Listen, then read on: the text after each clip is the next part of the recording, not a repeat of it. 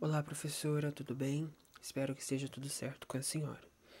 Esse trabalho é sobre clostridioses e é composto pela Betânia, pelo Matheus, pela Natália e pela Stephanie.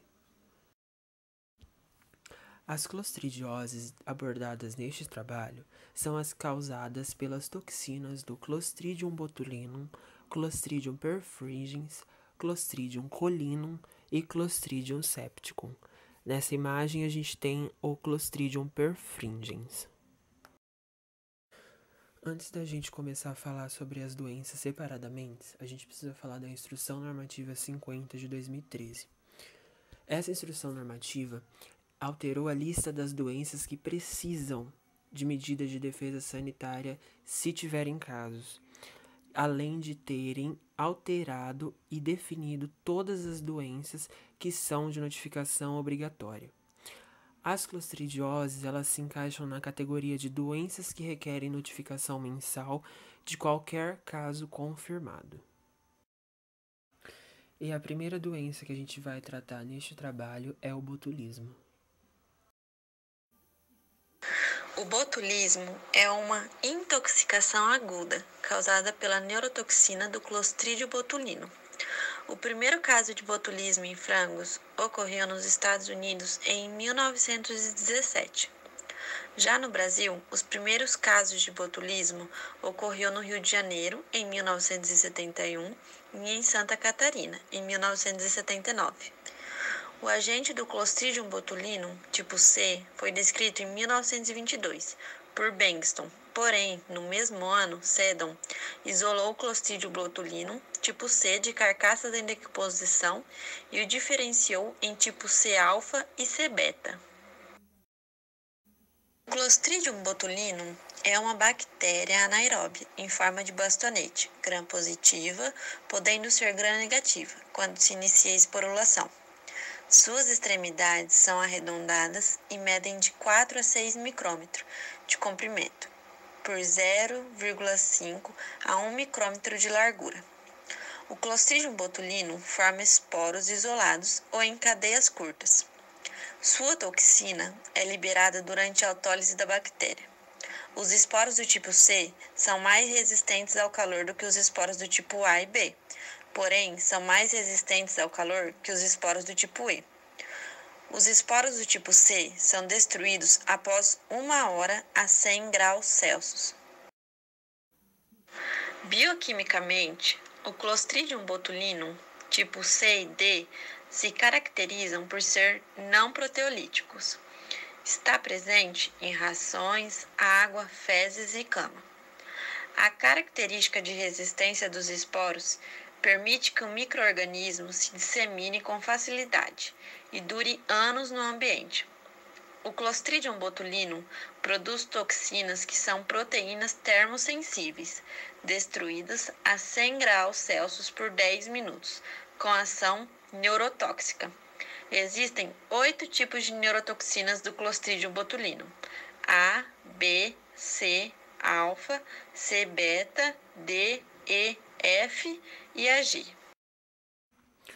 E agora a gente vai falar sobre a patogenia do botulismo. O Clostridium botulinum produz a toxina botulínica. Para produzir a toxina botulínica, ele precisa de um ambiente em anaerobiose, que ele encontra em forragens, em carcaças de animais mortos, em carnes e peixes e, no caso de aviários, em camas úmidas. As camas úmidas, à medida que o tempo vai passando, elas apodrecem, favorecendo um ambiente para a multiplicação do Clostridium botulinum. O cheiro podre das camas atrai moscas, que depositam seus ovos nessas camas, dando origem às larvas contaminadas com o Clostridium. Essas larvas são ingeridas pelas aves do aviário e acabam se intoxicando. O Clostridium botulinum pode produzir a toxina in vivo, ou seja, o animal pode ser intoxicado caso faça a ingestão do agente, que causará uma toxinfecção em seu intestino. Após a ingestão, as toxinas são absorvidas no intestino, caem na corrente sanguínea e são transportadas para neurônios susceptíveis, principalmente os presentes nos nervos periféricos. impedindo a passagem do impulso nervoso para o músculo. A toxina impede a liberação da acetilcolina, que é responsável pela passagem do impulso nervoso. Esse bloqueio nervoso leva à paralisia flácida e pode levar à morte por paralisia respiratória e circulatória. Os sinais clínicos do botulismo em frangos, perus, fazões e patos são semelhantes. A forma clássica da doença apresenta paralisia flácida das pernas, das asas, do pescoço e da terceira pálpebra. Inicialmente, as aves afetadas, por conta da paralisia flácida, elas ficam deitadas e não conseguem se mexer. E se são forçadas a caminhar, parecem estarem aleijadas. Como podemos observar na imagem abaixo, é uma foto de microscopia eletrônica do Clostridium botulinum, que é o agente etiológico da doença. Dando continuidade nos sinais clínicos do botulismo, outro quadro característico é o quadro de Lindbergh, que as aves apresentam as asas caídas e a cabeça com o pescoço distendido para frente, apoiado no chão. Quando elas são levantadas, elas apresentam dificuldade em respirar e ficam ofegantes. As aves afetadas pela toxina botulínica apresentam as penas arrepiadas, que são deslocadas da pele com facilidade. Pode-se observar também presença de diarreia em alguns animais. E quando ocorre a morte, ela ocorre devido à falência cardiorrespiratória. Nas imagens abaixo podemos ver a exemplificação do quadro de Lindbergh. A morbidade e mortalidade do botulismo está relacionado à quantidade da toxina ingerida pelo animal. Então, baixos níveis de intoxicação produzem pouca morbidade e mortalidade, o que às vezes pode acabar dificultando o diagnóstico. Em casos mais graves, a mortalidade pode ultrapassar 40%. O diagnóstico do botulismo é feito por duas etapas. Primeiro, o diagnóstico presuntivo, que vai ter a suspeita da doença através dos sinais clínicos, e posteriormente o diagnóstico definitivo para confirmação da doença, que requer a detecção da toxina no sangue, no conteúdo do papo, na moela, no intestino ou no fígado da ave. E para isso, para realizar a técnica, é preciso colher uma amostra de sangue. Pode ser feito também a técnica do isolamento do Clostridium botulinum e posterior identificação, e também o PCR. E o melhor material para o diagnóstico é o soro sanguíneo. Porém, às vezes a toxina não está mais circulante no sangue, o que ocorre o resultado negativo. E também a moela apresenta 80% de positividade no diagnóstico. O tratamento para botulismo em aves. Primeiramente, ainda não se conhece um tratamento específico para essa doença. É feita uma terapia de suporte, onde recomenda-se o isolamento dos doentes, facilitando seu acesso à água e à ração, por conta da paralisia flácida que a doença promove. Também é utilizado selenito de sódio, vitamina A, E e D3, na tentativa de restabelecer a saúde do animal, além do uso de antibióticos como bacitracina de zinco, streptomicina, clortetraciclinas, que possuem efeito benéfico com tendência a reduzir a mortalidade. Entretanto, não existe um tratamento prático e economicamente viável contra o botulismo para criações comerciais. A imunização contra o botulismo não é utilizada em aves. O uso de toxoides é mais comum em gado, nem sempre com muito sucesso. As antitoxinas bivalentes são utilizadas para uso profilático e são de valor duvidoso quando o animal já apresenta sintomatologia clínica. Em condições experimentais, também é efetiva para galinhas, porém não tem aplicação prática em criações comerciais. O controle e a profilaxia se baseiam na prevenção do contato das aves com a toxina botulínica, como, por exemplo, evitar a contaminação da água, sendo recomendada a utilização de tratamento com cloro na água coletada em todos os tipos de fontes existentes. O cloro é um elemento sanitizante aprovado por legislação como desinfetante para água de consumo humano e animal, além de apresentar ótimos resultados de desinfecção. Também é importante fazer a remoção da cama após cada lote, limpeza e a desinfecção, utilizando hipoclorito de cálcio ou formalina nas instalações e nas áreas próximas aos aviários.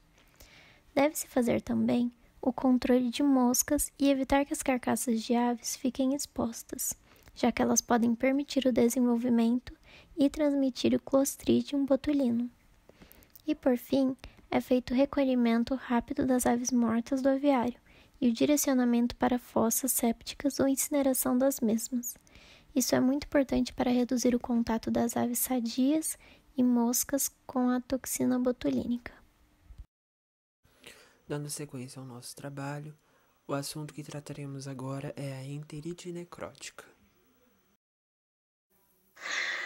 A enterite necrótica é uma enterotoxemia causada por Clostridium perfringens. Ela foi descrita pela primeira vez por Parrish em 1961. Outros casos têm sido relatados na maioria dos países onde se criam aves.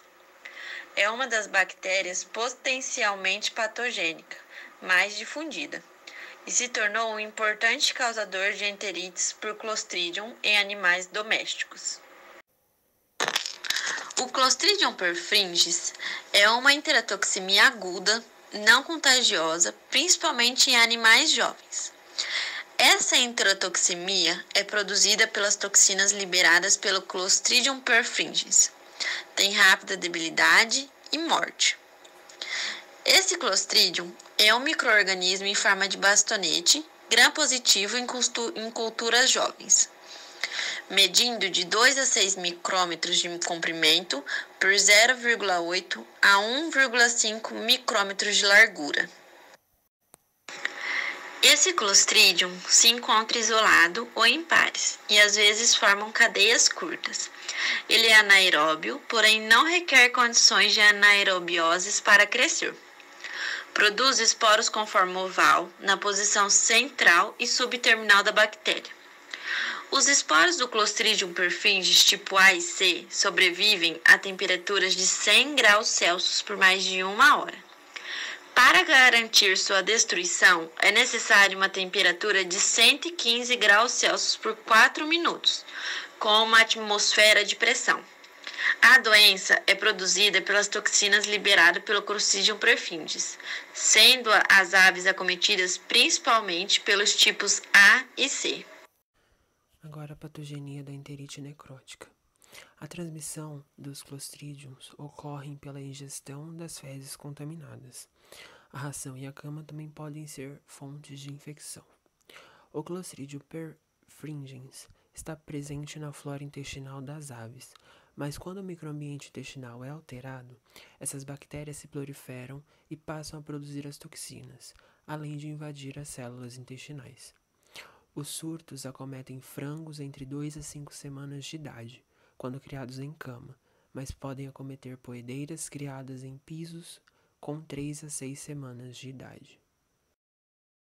Existem alguns fatores que podem ser predisponentes para o aparecimento da enterite necrótica, como nutrição, no caso de adição de enzimas, farinhas de peixes e trigos na alimentação, densidade populacional e doenças imunossupressoras, fatores físicos como a cama, atividade antimicrobiana, doenças intestinais e lesões na mucosas intestinais provocadas por rações que contêm alta taxa de fibras também podem ocasionar a proliferação dos clostrídeos.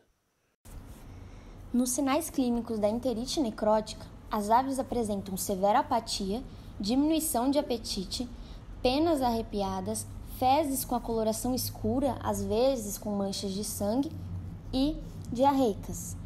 Algumas aves apresentam desidratação e escurecimento da musculatura peitoral, e a evolução da doença é rápida, muitas vezes podendo apresentar-se de forma aguda, ocasionando morte de 5 a 15% do lote, sem apresentar sinais mais específicos.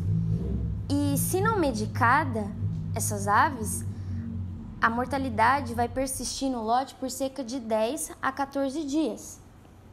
Podemos ter também a forma crônica, com a evolução da doença, que os animais vão apresentar edema, hemorragias e necrose de membros posteriores, que vai ser semelhante à dermatite gangrenosa.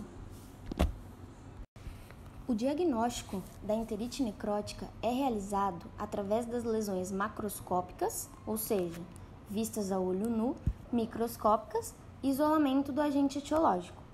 O isolamento é feito por meio do conteúdo intestinal, raspado da mucosa intestinal ou nódulos linfóides hemorrágicos. Pode ser feito também através do teste de neutralização para detectar as toxinas, vai identificar o tipo de Clostridium perfringens, principalmente a toxina necrosante tipo alfa, utilizando-se uma antitoxina específica, e também pode ser feita por meio do PCR, que vai identificar o agente diretamente do conteúdo intestinal. Ele é um teste com alta fidelidade, porém ainda é uma técnica muito nova e cara para ser usada rotineiramente nos laboratórios. E também temos o ELISA, que é um teste sorológico, que vai visualizar a ligação entre o antígeno e o anticorpo, e as vantagens são várias, entre elas especificidade, o custo é baixo, a facilidade de uso, que vem em forma de kits, rapidez e a sensibilidade. Porém, ainda não há disponibilidade comercial de kits de ELISA para o Clostridium perfringens. O tratamento da enterite necrótica é feito basicamente com a utilização de antibióticos de eleição, como lincomicina, bacitracina de zinco, oxitetraciclina, tartarato de tilosina, entre outros. A imunidade é uma nova alternativa para controle da enterite necrótica, que ainda está sendo estudada. É a imunização das matrizes. Utilizam-se vacinas feitas com cultura integral, bactéria mais toxina, inativada pelo formol. Os estudos atuais têm mostrado que os toxoides à base de Clostridium perfringens tipo A apresentam efeitos satisfatórios no controle da enterite necrótica. Isto é possível vacinando a matriz entre 10 a 15 semanas de vida, com uma revacinação entre 17 a 20 semanas, de modo que os pintainhos originados dessa matriz já possuirão anticorpos contra o Clostridium perfringens. Esses estudos têm mostrado que as aves originadas com essa imunização têm apresentado menor suscetibilidade e severidade à enterite necrótica clínica e subclínica.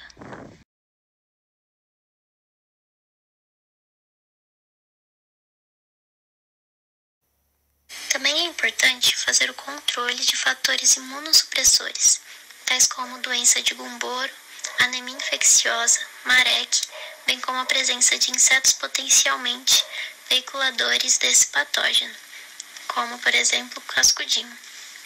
Também é importante fazer o controle da coccidiose com manejos profiláticos específicos e com o uso de agentes anticoccidianos, além do manejo ambiental adequado, evitando superpopulação das granjas e o excesso da umidade da cama.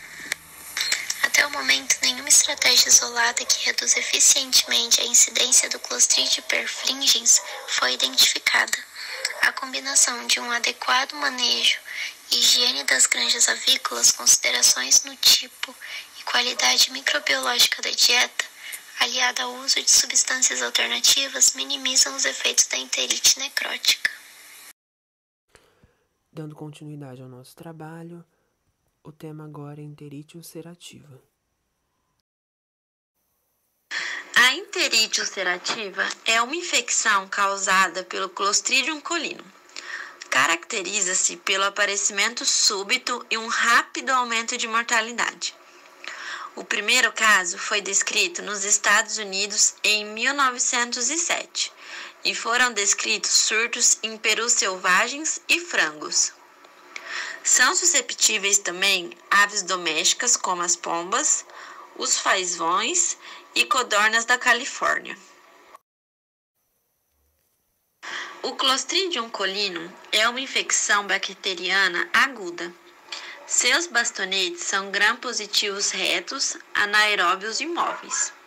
Medem de 3 a 4 micrômetros de comprimento por 0,6 a 1 micrômetro de largura.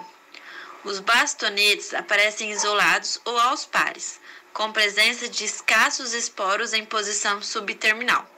Cresce bem a 37 graus Celsius por 24 a 48 horas. Esse Clostridium, por ser esporulado, é extremamente resistente a agentes químicos e mudanças físicas.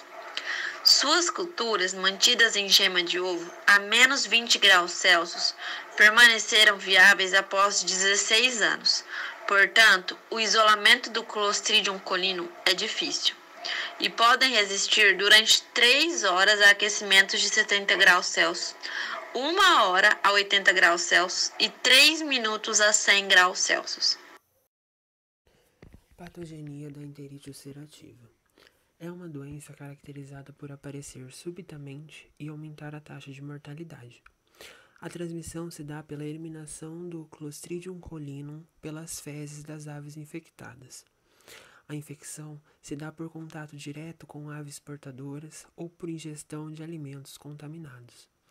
São aves susceptíveis codornas, perus selvagens e domésticos, frangos, pombas, fazões e passeriformes. Aves criadas industrialmente são mais resistentes que as codornas. Essas aves que são criadas industrialmente precisam de fatores predisponentes para ter a enterite ulcerativa. Esses fatores são presença de coccidioses e doenças imunossupressoras. Acredita-se que o agente da enterite ulcerativa possa viver no solo. É uma doença que pode se apresentar de forma aguda, que causa morte em 3 dias, ou de forma crônica, que causa morte em 1 ou 2 semanas. Os sinais clínicos da enterite ulcerativa. As aves enfermas geralmente apresentam diarreias aquosa e branca, e com a evolução do quadro, elas começam a apresentar sonolência, anorexia, encurvamento do corpo com o pescoço retraído, olhos parcialmente fechados, como podemos ver na imagem, penas arrepiadas, emagrecimento com atrofia do músculo do peito, com 1 semana após a infecção. Continuando os sinais clínicos da enterite ulcerativa, muitas vezes as aves infectadas elas podem morrer sem apresentar sinais evidentes da doença, com o papo cheio e com um bom desenvolvimento. Com a evolução do quadro, o curso da doença de um lote dura cerca de 3 semanas e o pico de mortalidade entre 5 a 2 semanas de infecção. E a mortalidade em codorna, jovens, pode atingir 100% em poucos dias. Já em galinhas, as perdas são entre 2 a 10%. O diagnóstico da enterite ulcerativa é realizado por meio da observação e avaliação dos sinais clínicos. Também com a observação das lesões macroscópicas, que podemos ver a olho nu, com presença de ulcerações intestinais, que são típicas, acompanhadas de necrose e dilatação do fígado e hemorragia de baço. Observação microscópica de tecido necrótico de fígado pelo método de Gram, que tem como objetivo a pesquisa de bastonetes gram-positivos, os esporos subterminais e esporos livres. Continuando o diagnóstico da enterite ulcerativa, o diagnóstico pode ser feito também através do isolamento e identificação do agente etiológico. Os órgãos de eleição é o fígado e baço, visto que em outros locais, como por exemplo lesão intestinal, podem estar presentes contaminantes secundários. Pode ser feito também através da técnica de imunofluorescência. E o diagnóstico presuntivo, através das lesões macroscópicas, associado à técnica de imunofluorescência, tem uma alta especificidade. Também devemos fazer o diagnóstico diferencial para diferenciar das coccidioses, da enterite necrótica e da histomoníase. O tratamento da enterite ulcerativa é feito com streptomicina, 60 gramas por tonelada de ração, bacitracina de 5, 50 a 100 gramas por tonelada de ração, além de também poderem ser utilizados furazolidona, clortetraciclinas, penicilinas, lincomicina e virgiamicina. No controle e profilaxia da enterite ulcerativa, são utilizados programas de profilaxias específicas para a manutenção da integridade do sistema imunológico para que as aves não venham a ser acometidas por enfermidades imunossupressoras, tais como gumboro, anemia infecciosa, marek e outras que ocasionem queda na resistência e favoreçam o desenvolvimento do Clostridium colinum. Também é importante ser feito o controle da coccidiose através de programas anticoccidianos adequados, limpeza e desinfecção dos galpões e equipamentos, além do uso da cama nova para cada lote, são fundamentais para a prevenção da enterite ulcerativa. Como último assunto do nosso trabalho, a gente vai começar a falar agora de dermatite gangrenosa. A dermatite gangrenosa é causada pelo Clostridium septicum, Clostridium perfringens tipo A e o Staphylococcus aureus. Se encontram tanto isoladamente como combinados. O primeiro caso foi descrito por Niemann em 1930. A partir de 1963, relatou casos na Argentina, Alemanha, Índia, Estados Unidos e no Reino Unido. É uma doença de aves, principalmente as jovens. As características e o isolamento do Clostridium perfringens foram descritas na enterite necrótica.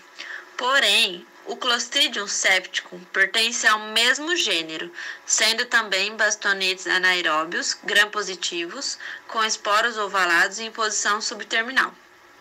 Para o isolamento, utiliza-se agar-sangue com o dobro de agar, para evitar que as colônias se espalhem pela superfície. A incubação é feita a 37 graus Celsius por 24 a 48 horas em anaerobiose. A manifestação clínica se torna mais severa quando combinado todos os agentes. Patogenia da dermatite gangrenosa. Os surtos acometem frangos entre 17 dias e 20 semanas, sendo a maioria dos frangos afetados frangos com 4 a 8 semanas de idade. O agente se encontra no solo, nas fezes, na ração e cama contaminados, além de estar presente no conteúdo intestinal. Essa doença ocorre como sequela de infecções por outros agentes. Essa doença não é transmitida de ave para ave, é uma doença do meio ambiente. As aves se contaminam pelo solo ou cama. A infecção só ocorre em combinação com fatores predisponentes, como doença de gumboro, anemia infecciosa, adenoviroses, substâncias tóxicas, entre outros.